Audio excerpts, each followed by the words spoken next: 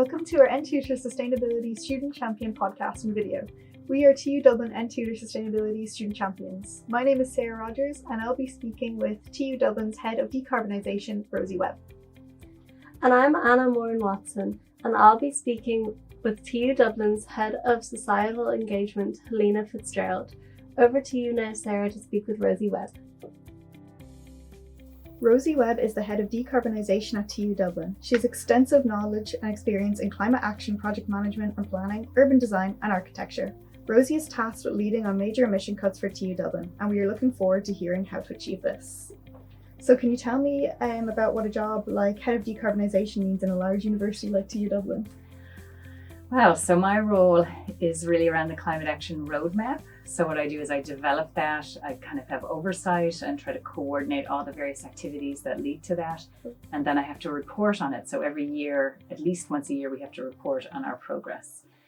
But the interesting thing about doing that job in a university is that part of my job is to look at how the effort of decarbonising can be brought into all our academic programs, all our teaching and learning and research, because there's not a lot of innovation that's required to do that, especially in the timeframes we have.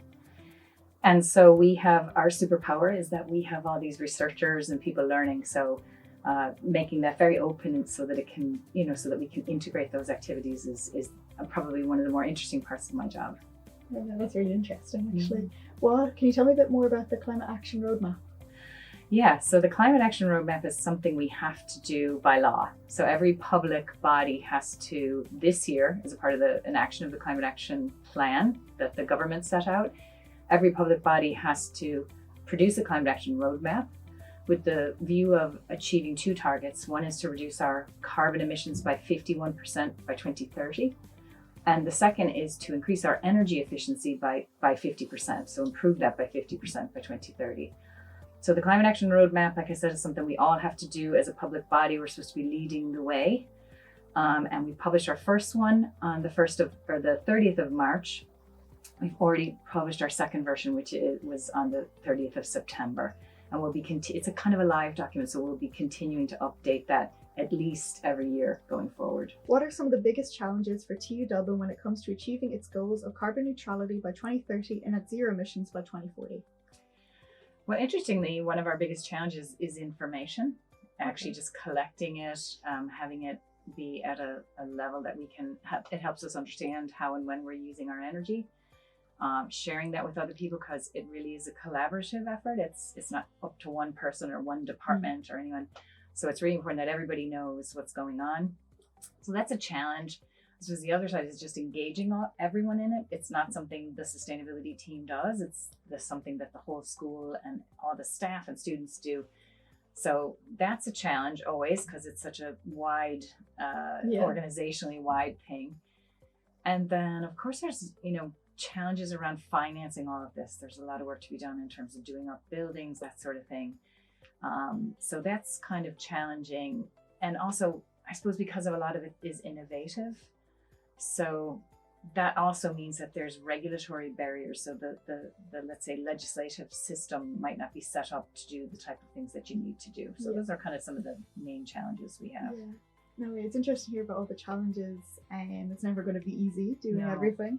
No. So can you explain the difference between carbon neutral and net zero? Yeah, that's confusing for a lot of people. And we kind of have two goals. So carbon neutral is really about the energy that we burn ourselves. So in our buildings and in our cars, and then the energy that we purchase through purchased electricity. So things that we buy, that we don't burn the oil to make the electricity, but the electricity company does. So getting those two things down to neutral, or kind of balancing them with paying to offset energy. So that's carbon neutral, is really around those, what would be called scope 1 and scope 2. And then the net zero thing kind of brings in a much wider effort, like everything that we buy, all the traveling that we do. So kind of what we cause to be done in terms of kind of indirectly using carbon, but it also brings in the other gases, the greenhouse gases, so kind of methane and nitrous oxide and that sort of thing. So it's a bigger thing. All right, I got you. So also when you're talking about scopes there, what are scope 1, 2, and 3? Yes, that jargon, it's worth explaining that. So just what I said, the scope 1 is things that we are directly burning. So, and that is gas that we use to heat our buildings, and then any, petrol or diesel that we use in cars. So that's scope 1.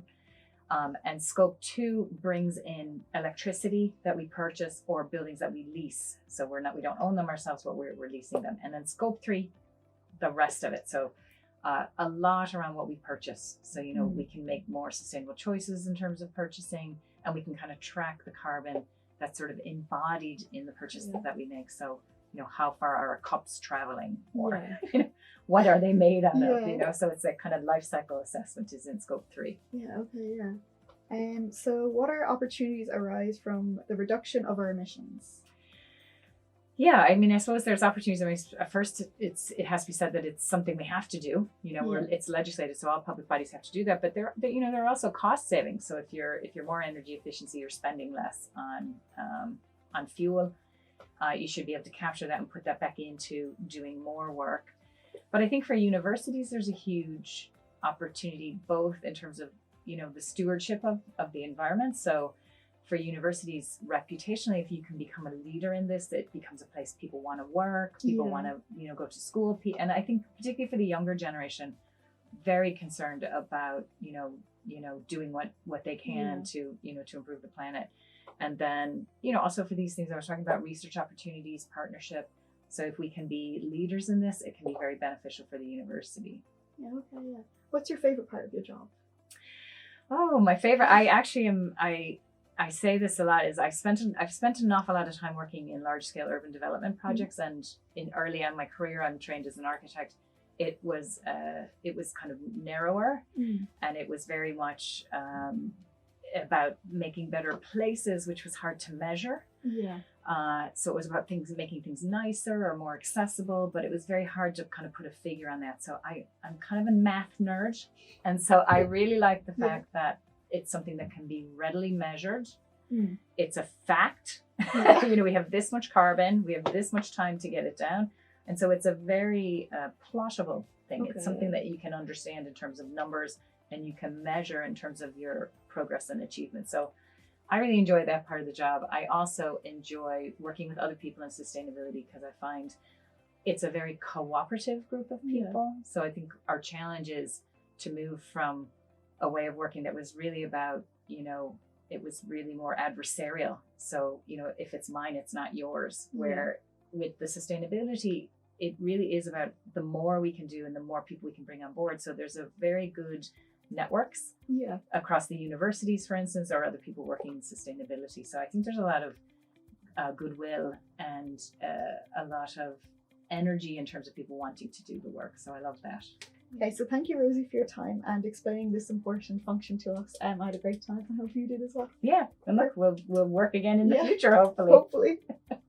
Thanks, Sarah. Helena Fitzgerald is the Head of Societal Engagement at TU Dublin. Helena's role is to generate positive societal impacts in TU Dublin by supporting communities to adopt the UN Sustainable Development Goals by promoting social innovation, responsible citizenship, and collective action among the university community. Thank you for joining us today. Delighted to be here. So how do you expect the role of societal engagement at TU Dublin to reach as many students as possible, if not all students? Well, the ambition of this role is really to enhance the students' experience and education at TU Dublin, and we're at very early stages of developing this new function for the university. But already we can see that we will be delivering a continuing program of engagement which students can connect with in many different ways. And that could be through actually learning in community settings and real world settings, addressing community challenges, or it might be attending lectures which have a focus on sustainable development and everything in between. Amazing, yeah. So can you explain what a living lab is, what that means? Yeah, that's a really good question, because there's a lot of debate about the term living lab. And I think in general understanding, it's taken to mean some kind of experiment that happens in the real world. But in TU Dublin, we are trying to initiate a TU Dublin Living Lab, and we want that to be kind of more rigorous maybe in how it adopts or uses the concept of living lab. So it does involve real world experimentation, but more importantly, it means that when we are engaging with society, that we try and make sure that we engage with stakeholders from across society. So we want to engage with kind of the academic community, with business, with government, but also civil society organisations. So that's everything from citizens right through to not-for-profits or community-based organisations. And the reason we want to engage in this way is that the opportunities for impact in what we do increase when you kind of engage with that pattern of stakeholder involvement. Amazing. And what made you feel like that would be a living lab would be a good idea to bring it to TU Dublin?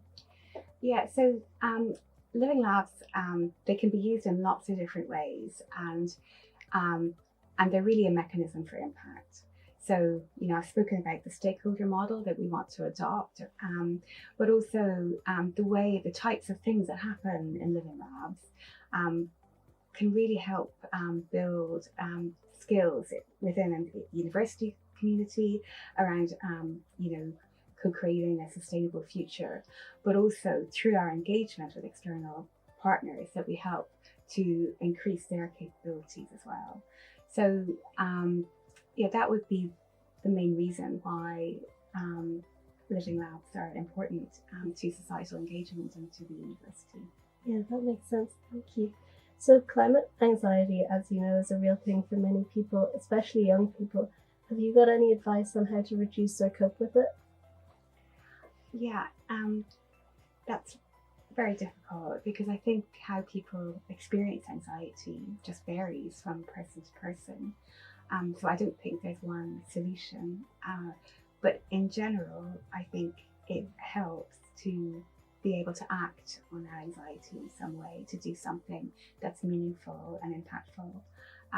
So in a way, by engaging with our programme of engagement, and in particular any kind of living lab opportunities or projects where you're experimenting and evaluating what you're doing and looking at how it can be adopted more widely, that might help to overcome those feelings of anxiety that are so kind of pervasive really right now. Yeah, I agree. And I think that it's when we don't act that it can feel the hardest. So that can kind of help if you feel like you're doing something. Yeah, but I think also just the idea of collaboration, that it's not just an individual problem, it's a societal challenge, and that we can, by drawing on all of the talents and skills in society, that we have a better chance of success. Yeah. And that can make people feel less solitary or less alone. Definitely. And then why do you feel sometimes people don't feel so motivated to act? Or what do you think? Well, it's overwhelming. Yeah. Isn't it? Definitely. And then there are lots of messages around how it's meaningless, that, faced with kind of things that are happening on a global stage, that individual action doesn't add up to much. But if you get lots of people doing lots of little things, and you place them in an organising structure like a living lab, then suddenly you can see all of those tiny bits of impact adding up to something much bigger. Yeah, definitely, and especially within like a bigger organisation like TU Dublin that can have more of a voice than maybe an individual voice. But then when those individuals come together, to form that bigger group of TU Dublin, it can kind of have more of an impact. That's exactly it. I mean, there's a lot of talk right now about societal mobilisation, that there's so many powerful forces kind of, disseminating messages which are counter sustainable development or kind of, meaningful responses to climate change, that we really have to find ways to connect all the, kind of voices in the community, just to say, well, actually, no, I know you're listening to an oil company, but this is really important to us here, and we want to act together. Yeah. And then, can you tell me about any project that you're the most proud of that has had the most impact over your career? Yeah. So there are probably a few, so I'm going to try and extract maybe what was the common theme with them. So this is all new, thinking about responses on the scale that they now need to happen is quite a new thing. So there have been a number of projects which I suppose have been kind of innovative at the time, but they were all community based and responding to real challenges on the ground, and I think that can really help people to think more practically about how we can move forward. So that, because a lot of the talk or discussion about sustainability, it can be quite abstract or technical and not that accessible. But when you're dealing with a kind of a challenge in a real world location with real people, then you make that kind of transition to thinking about more practically how you can break it down, what you can do, who should be involved, and develop plans for action. So that would be a common theme. Some of the projects I've been involved in have been developing integrated landscape management plans or initiating a living lab in a city, which meant that lots of different community stakeholders could find aspects of the response to climate change that were meaningful to them. So it's that piece about taking something that's quite big and theoretical and developing a local understanding of it and how we can respond. That's probably what I would like to bring to TU Dublin. Yeah.